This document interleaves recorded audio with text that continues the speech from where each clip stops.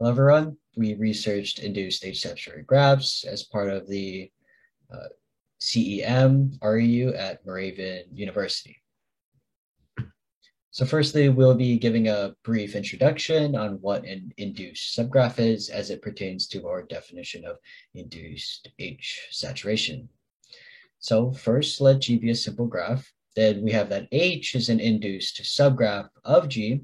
If H is a subgraph of G, such that for any two vertices, V1 and V2, in the vertex of H, if an edge V1, V2 is in the edge set of G, then the edge between V1 and V2 is also in the edge set of H. So in the following example, we have that the graph on the left is P5 contains a P5 induced subgraph, but we see that the graph does not contain a P6 induced subgraph. As you can see, if we convert or change one of these black nodes or black vertices to a color of red, we see that there exists two red vertices. There exists an edge between two red vertices that is not red, and thus it contradicts our definition of an induced subgraph. Thus, there can only exist a P5 induced subgraph within the graph G. So moving on to our definition of induced age saturation. So first let G be a graph. Then we have that G is an induced age saturated graph if it contains no induced copy of H. But we have that the addition of any edge between two non-adjacent vertices does create an induced copy of H. So here's an example of an induced K13 saturated graph.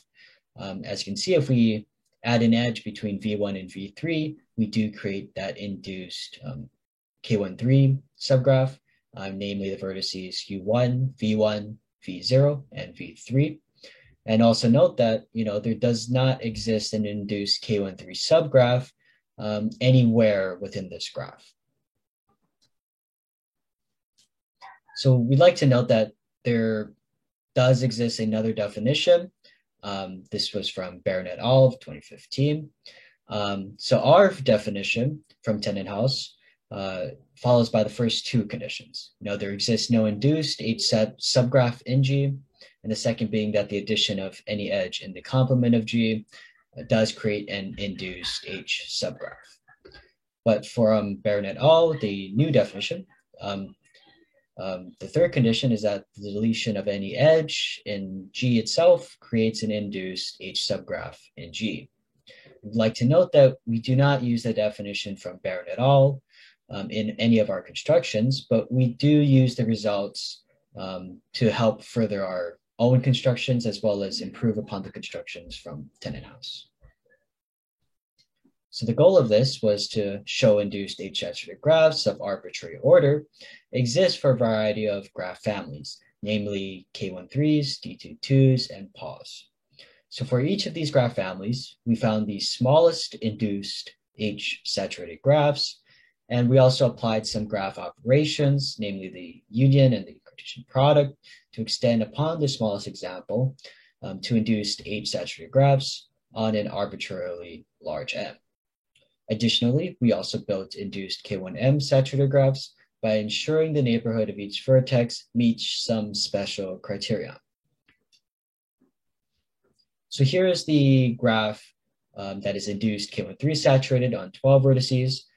This is the example we showed before, such that there's no induced K13 subgraph anywhere in this graph, but the addition of any edge between two vertices that are non-adjacent does create an induced K13 subgraph.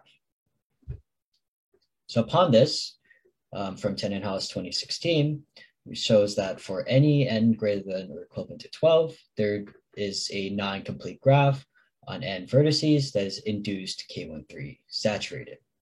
So here's an example. Let's say we wanted to construct a K13 non-trivially induced K13 saturated graph on 28 vertices.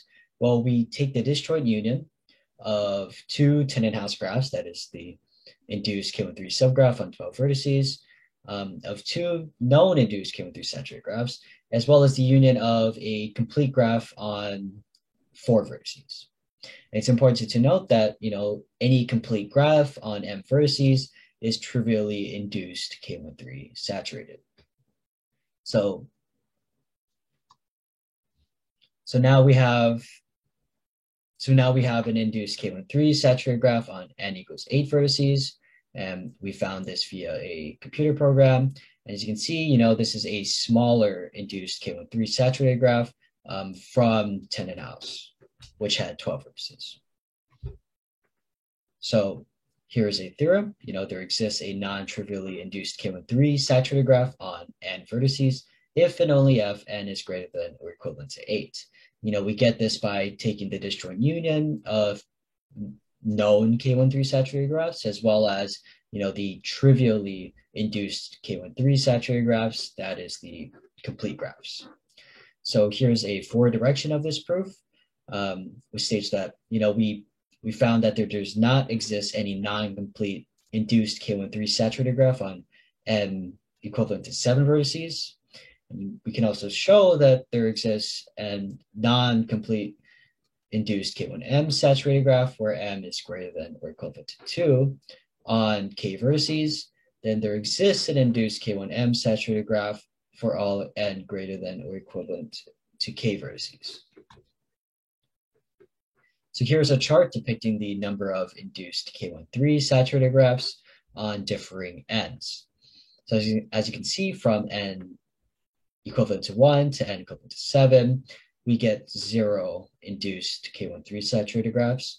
But at n equals 8, we do get an induced K13 saturated graph, which we showed on the previous slide.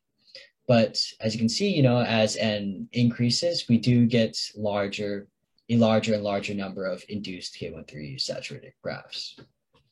It's important to note that these number of graphs do count up to isomorphism, and it does include disconnected graphs, but it does not include the trivial case, which is the complete graph on n vertices. Now we're going to talk about some other previous results on K13 induced saturated graphs. So these come from Behrens et al.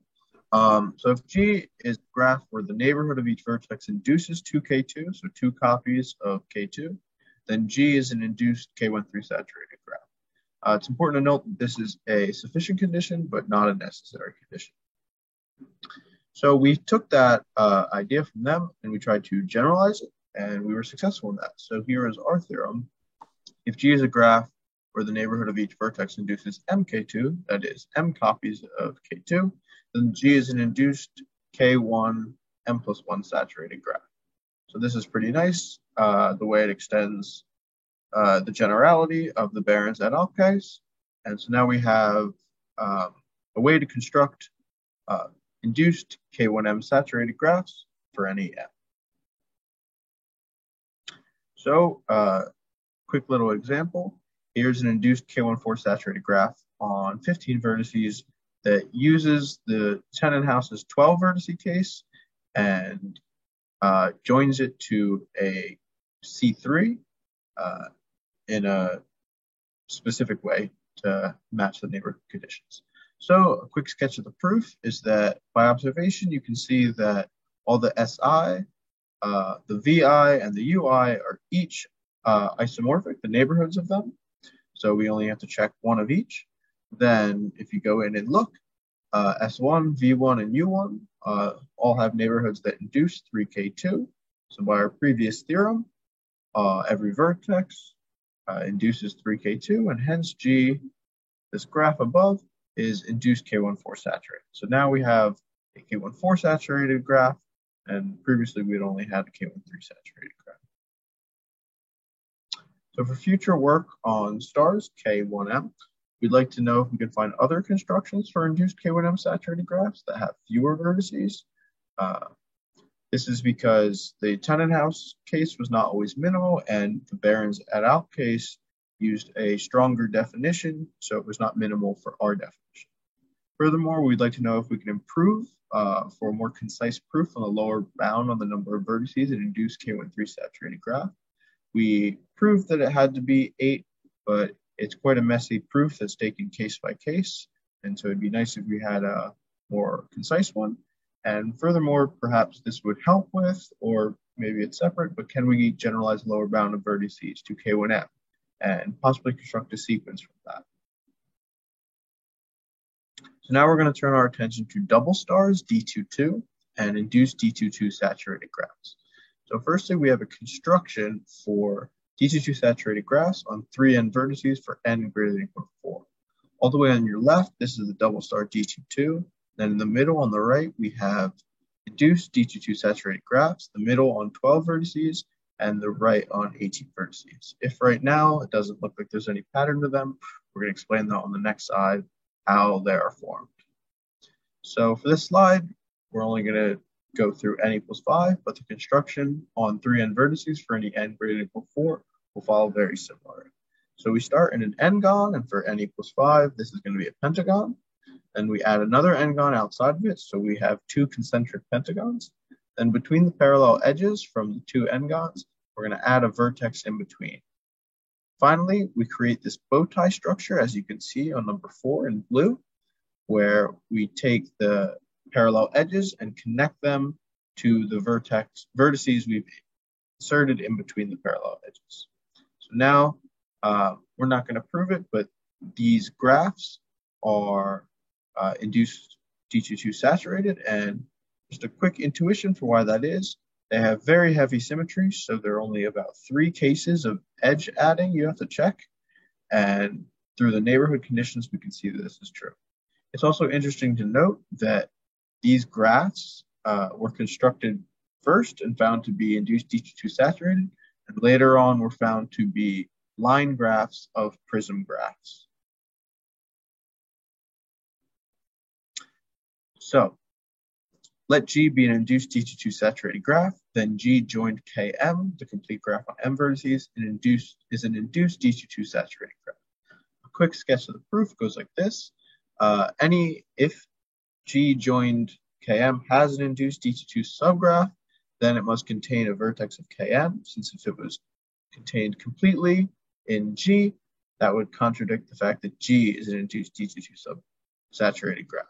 So let V be this vertex of Km, then let AB be any edge of the induced D22 graph that does not include V. So V is not A or B. Then if A is in the vertex set of G, or if A is in the vertex set of Km, A and V are connected. This is because Km is complete and G is joined to Km. Furthermore, a symmetric argument shows that B and V are connected. So we have the 3-cycle through A, V, and B. Thus, G joined Km does not contain an induced D22 subgraph, and saturation follows easily because the only edges that we are allowed to add are edges contained entirely in G, which we know is induced D22 saturated. So with our construction on n equals 12 vertices, we have this corollary that for any n greater than or equal to 12, there exists an induced D22 saturated graph on n vertices. Finally, we'd like to show that 12 is in fact the lower bound on vertices for an induced D22 saturated graph. So there exists an induced D22 saturated graph on n vertices if and only if n greater than or equal to 12. In one direction, it's very easy. We showed with our construction. By hand, we have checked that for n less than or equal to 8, we cannot have an induced D22 saturated graph. For the cases n equals 9, 10, 11, we have checked by computer program. Some further questions we have are, can we construct a family of graphs similar to the induced D22 saturated graphs that are induced DNN saturated, or perhaps induced DNM saturated? Furthermore, we have found a few different ways to find D22 saturated graphs on n vertices, this being following the construction or stopping the construction early and joining it to a Km. So we'd like to know what we could say about how these graphs differ and how they're alike for fixed n. Now we'd like to turn our focus to Paul graphs and induced Paul saturated graphs. So some interesting properties that we found with the Paul graphs is the Paul is the only graph H that we've looked at for which an induced H saturated graph G is of equal order to the Paul graph. This is K13. K13 has 4 vertices, as does the Paul, and K13 is an induced Paul saturated graph. Furthermore, there's also a disconnected graph G that is induced H saturated that is also of equal order, which is shown in the third example. So we have 3 examples of induced Paul saturated graphs, K1n, KMN, and the disjoint KM graphs. So we've shown the K13 and K3 and K1 cases in 1 and 3, which are the minimal cases, and then just K3, 3, and 2. Further questions we have about Pauls are we'd like to look for other graph families that are induced Paul saturated. We'd also like to find a graph that induced 2 Paul saturated, where the 2 Paul is given there. So we'd like to thank the National Science Foundation for funding and allowing us to do this research this summer. Furthermore, we'd like to thank Moravian University for hosting us and allowing us to research induced H-saturated graphs. Thank you very much.